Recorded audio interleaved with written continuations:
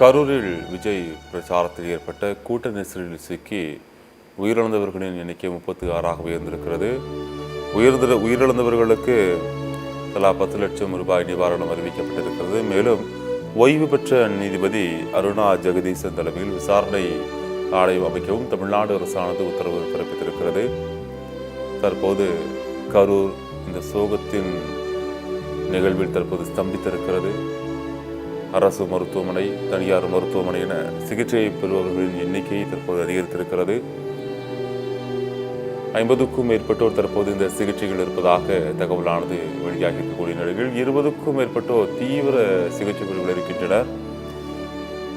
இதுவரை தற்போது வரை 7 குழந்தைகள், 17 பெண்கள் உட்பட மொத்தமாக 36 பேர் உயிரிழந்திருப்பதாக தகவல் வெளியாகி இருக்கிறது. மேலும் 20க்கும் மேற்பட்டோர் மருத்துவமனைகளில் தீவிர சிகிச்சை பிரிவில் தொடர் சிகிச்சைகள் இருந்து வருகின்றனர். மருத்துவர்களின் தேவையை குறைக்கும் நோக்கில் தற்போது அருகில் இருக்கக்கூடிய மாவட்டங்களிலிருந்தும் மருத்துவர்கள் வரவழைக்கப்பட்டிருக்கிறார்கள். மேலும் விடுப்பில் இருக்கக்கூடிய மருத்துவர்கள், செவிலியர்கள் உடனடியாக பணிக்கு திரும்பவும் பணிக்கப்பட்டிருக்கிறார்கள்.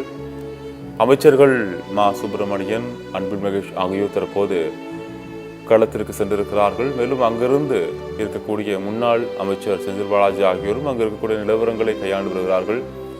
தற்போது முதலமைச்சர் மு.க. ஸ்டாலின் இன்று இரவே கரூர் செல்ல திட்டமிட்டிருக்கிறார்.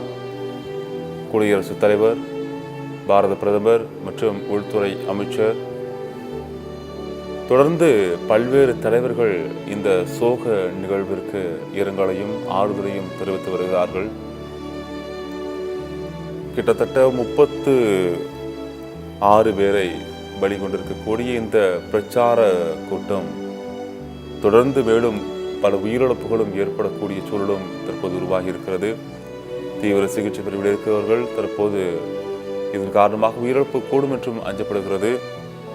உயிரிழந்தவர்களின் குடும்பத்திற்கு தலா 10 லட்சம் ரூபாய் நிவாரணம் வழங்கப்படும் என்றும், இந்த கூட்ட நெரிசல் குறித்து விரிவான விசாரணைக்காக ஓய்வு பெற்ற நீதிபதி அருணா ஜெகதீசன் தலைமையில் விசாரணை ஆணையம் அமைக்கப்படும் என்றும் தற்போது தெரிவிக்கப்பட்டிருக்கிறது.